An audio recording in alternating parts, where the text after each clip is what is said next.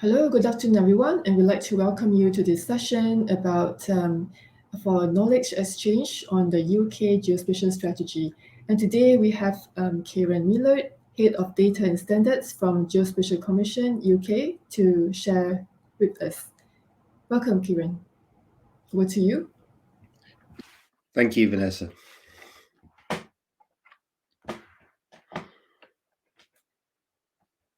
So, thank you, everybody, and good afternoon. As I say, my name is Kieran Millard. I'm Head of Data and Standards at the Geospatial Commission in the UK, and I've been involved with geospatial for probably about 30 years, working with data and also with standards as well.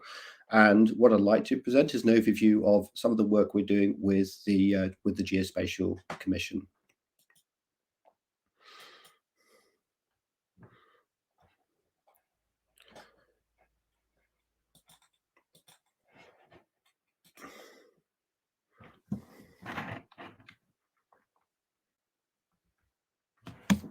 Opening up my slide deck.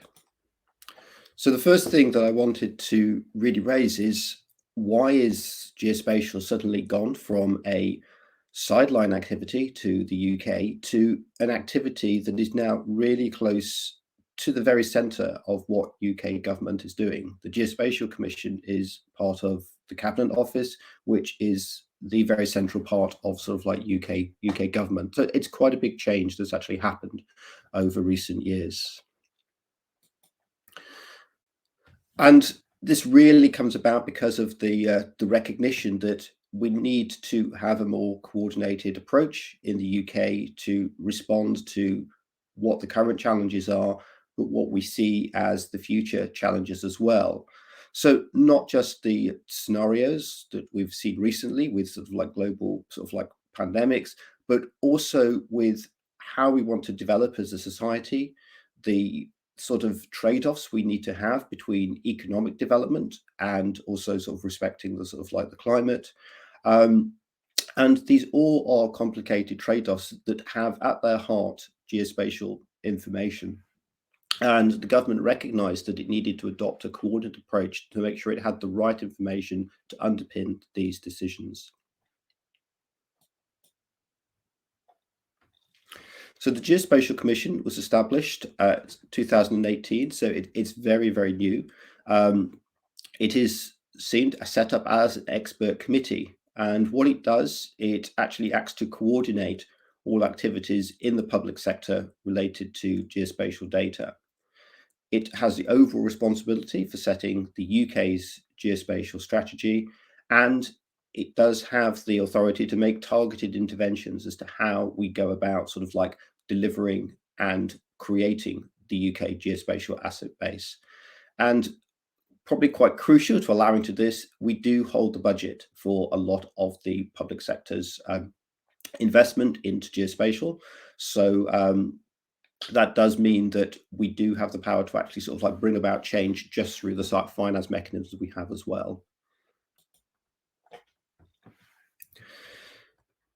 The Geospatial Commission brings together a range of organisations that have evolved organically over many years, many hundreds of years in some cases, that contribute to the UK geospatial asset base. Some of these will be very familiar with you, organisations like Ordnance Survey and perhaps the UK Hydrographic Office and British Geological Survey.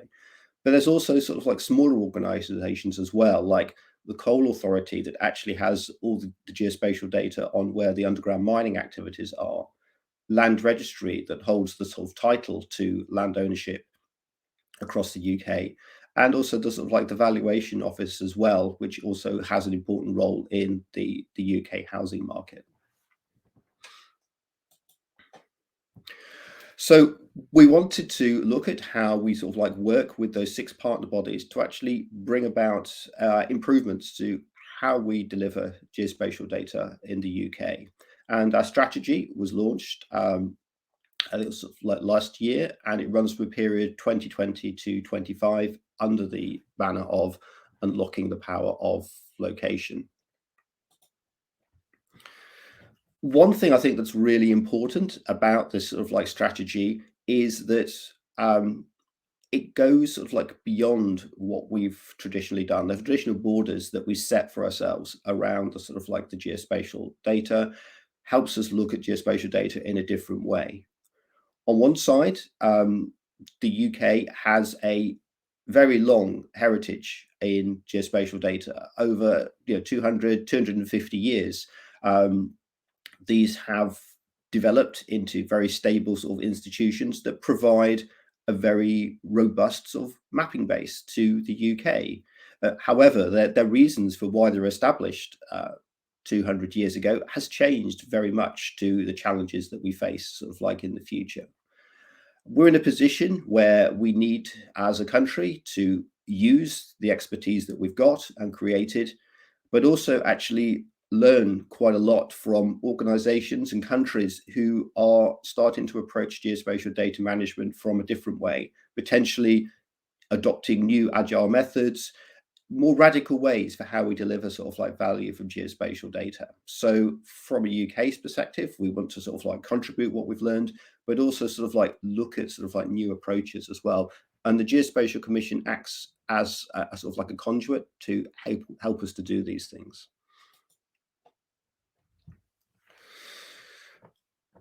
Breathing on the sort of like across sort of like borders theme, we recognize that we need to segment geospatial data, not just on how it's produced, but what it actually contributes to the problems that we need to address. So moving away from the organization sort of like centric approach to the kind of like the challenge and outcomes that we are looking to deliver. And so we've actually looked around sort of like 9 sort of like location data opportunities where we feel that we need to look at intervention. And this is tied to our sort of like 4 missions as the Geospatial Commission to bring about some change in those areas. This provides the sort of like the underpinning basis for a lot of the activities that we do going forward. A good example of that is some work that we have recently just sort of like started, is to look at creating a definitive map of all the UK's underground assets. One of the first pieces of work that we undertook as a commission was to do a pilot to look at how the complex and convoluted network of pipes, cables, utilities, transport networks, who has overall responsibility for how they are mapped, where is the definitive reference base of those, such that it can be used as a common geospatial asset to underpin a range of economic and also sort of social activities. And as we said here in the slide, the cost to the economy of not having this information ready to hand available to all users was huge.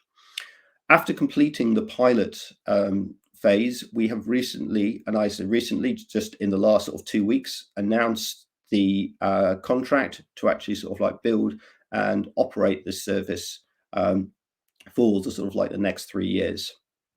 So this is an example of where we've sort of come. The Geospatial Commission has sort of filled a bit of a gap that was existing between what we had in our current supply to the geospatial sort of asset space.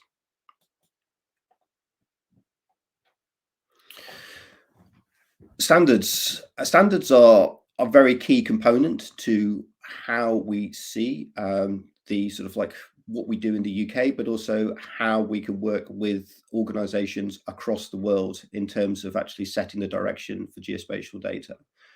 What we've seen is that standards provide a really interesting barometer on the activities that are happening worldwide, their consensus basis for development, and the fact that they are sort of like voluntary instruments mean they're often more agile than legislation and regulation, and as I say, give a nice indication of where things are heading. What we're seeing is that geospatial is featuring more and more across a range of evolving standards, sort of like areas, whether it's building information management, sort of like smart cities, smart transport networks, they're all starting to have an interaction between them. both in formal areas like ISO and IEC, but also in well-established sort of like geospatial communities such as the OGC and pan-government bodies such as WMO and IHO as well. From the GC perspective, Geospatial Commission, we're really keen to ensure that the UK supports the ongoing development of standards and how it can be used to support and advance the geospatial ecosystem.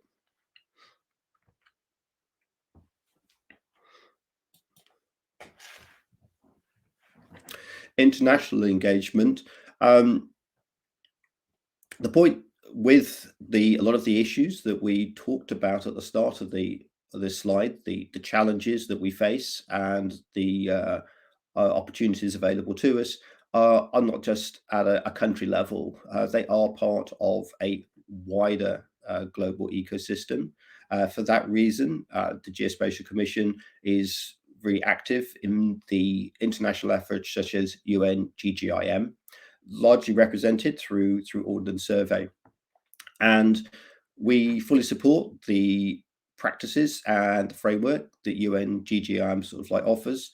But what we also want to do is look at how does that transpose to operational practice at the UK level, and how can we get UK practice out as sort of like practice we can share on a sort of like a global stage. So one of the things that we want to look at over the sort of like next coming year is what does that sort of interaction sort of like look like? How do we take the high level aspirations of UN GGIM but transpose it into operational practice we can use both at the country level but also within our organizations?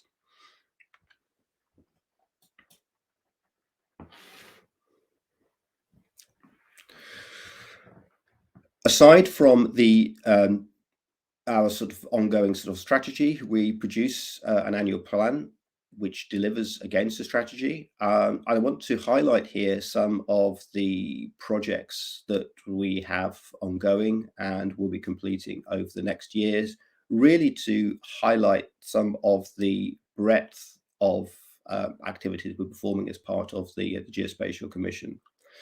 So at the top, we're examining work around sort of like data sort of like valuation in terms of how it's valued and also how economic value is then attributed to the data.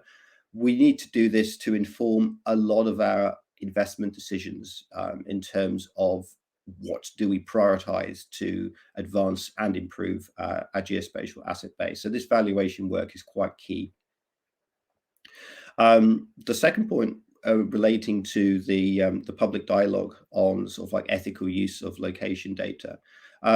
We recognize that increasingly people's location is being used in a range of different sort of targeted services. We want to sort of like have a conversation around the practices that are being used so people feel comfortable with it, and also so that's where people can raise concerns about it if that's the case as well. But we need to make sure that as geospatial becomes central to everything we do, it's actually done in a ethical and responsible way.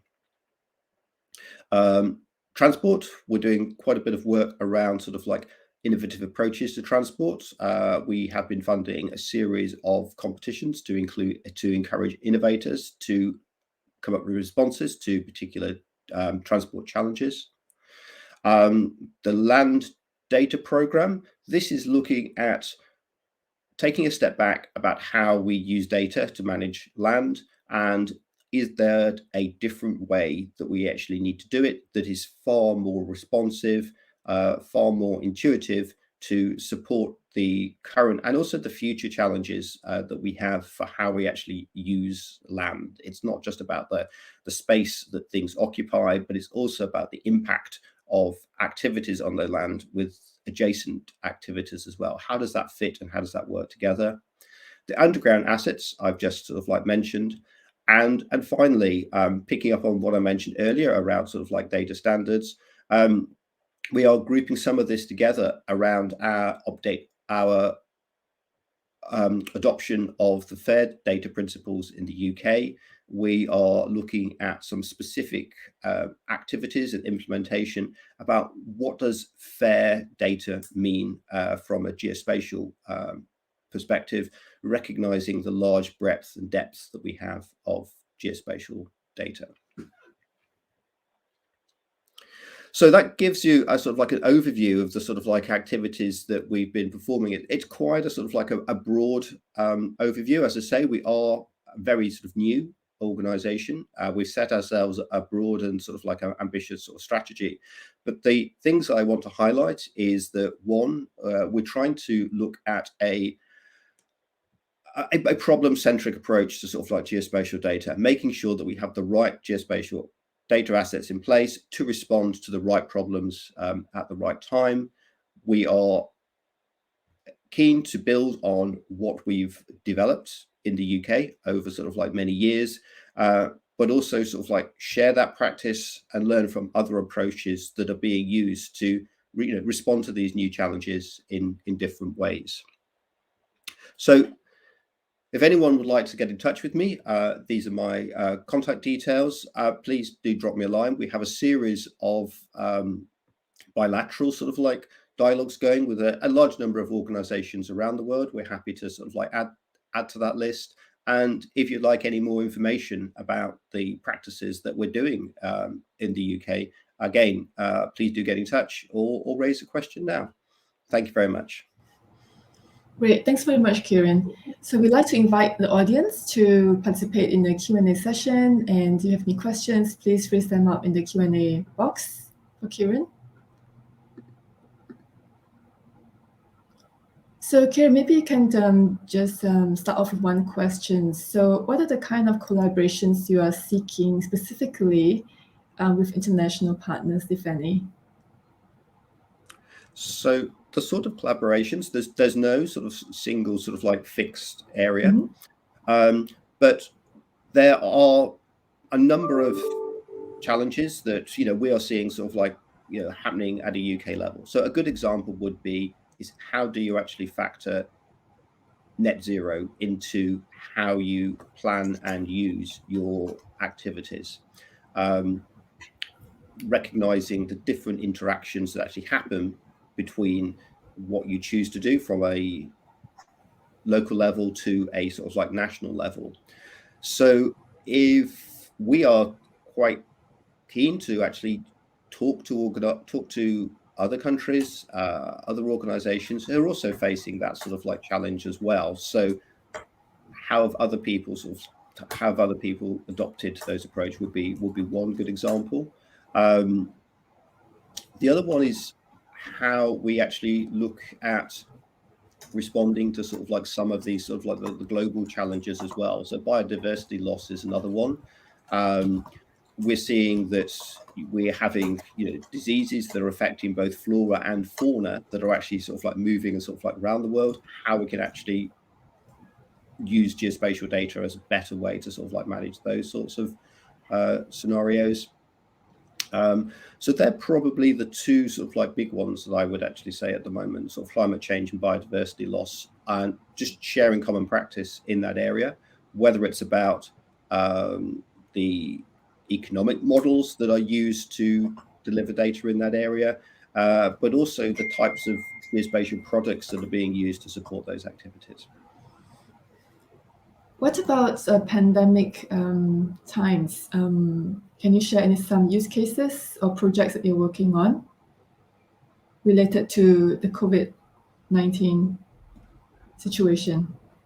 Yeah, we've, as the Geospatial Commission, we've perhaps done not so much of those sort of like projects sort of like centrally ourselves within our commission, but what we have done is we've actually been making some of the staff and some of our staff in our partner bodies available to other government departments, particularly those health departments, such that they can start to use geospatial data as part of their sort of like planning and sort of like managing sort of like activities.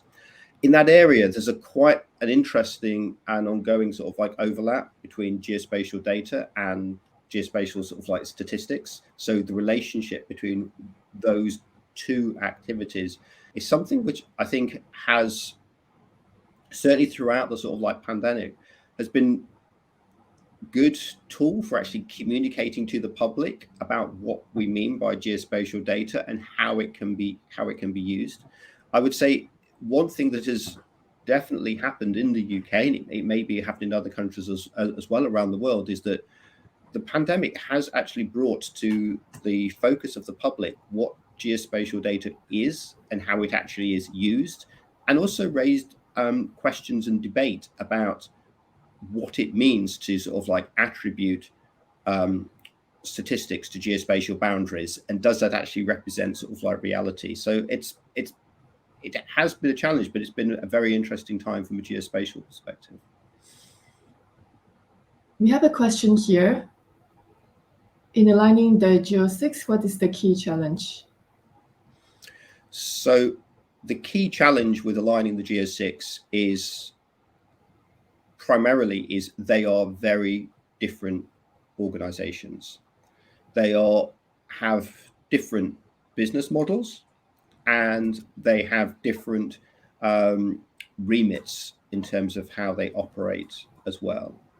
So you have organizations like Ordnance Survey, for example, whose prime business model is about creating data products and providing them for other people to use.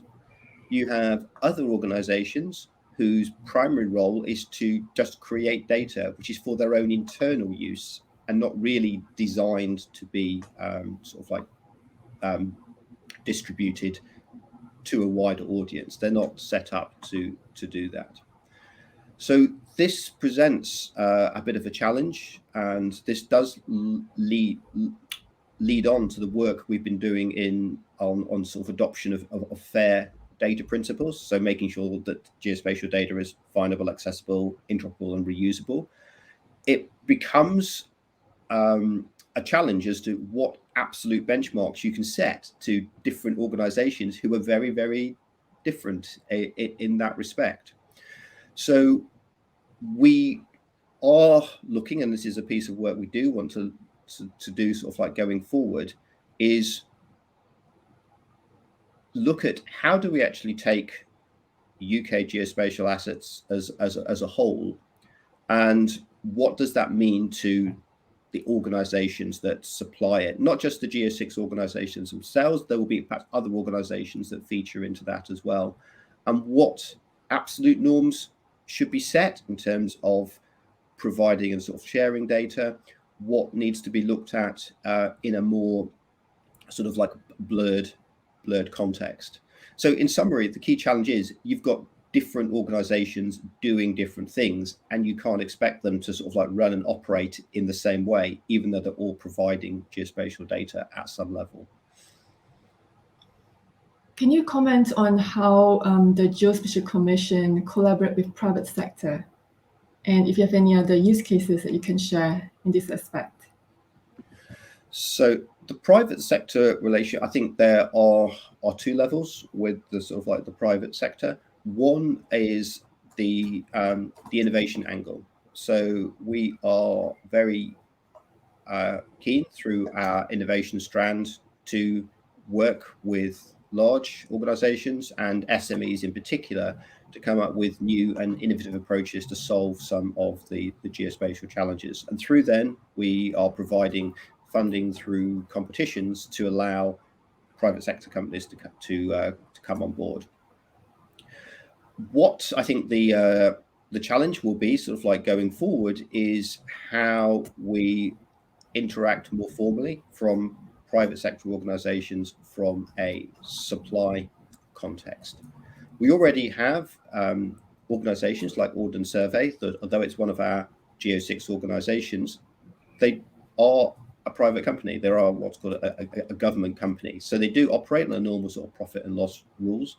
What probably is the challenge going forward is how we then bring on board other organizations to act in the supply context. So whether it's the supply of Earth observation data, whether it's actually providing more of a sort of like a product level, I think, what does that richer ecosystem of suppliers look like in the future, where it's more of a public-private partnership, has still to be established, and we need to sort of like work through that. The NUR project we're doing is probably an interesting example, because at the moment that is being led by a private organization. What that means in the future, after we've run the initial phase of the project, what the entity would look like that delivers that, still to be determined. Thank you very much, Kieran. Does anybody have any other questions? If not, we'll conclude this session. Thanks again, Kieran, for your wonderful sharing, and we hope to be able to collaborate with the UK Geospatial Commission someday soon. Thank you very much. Thank you.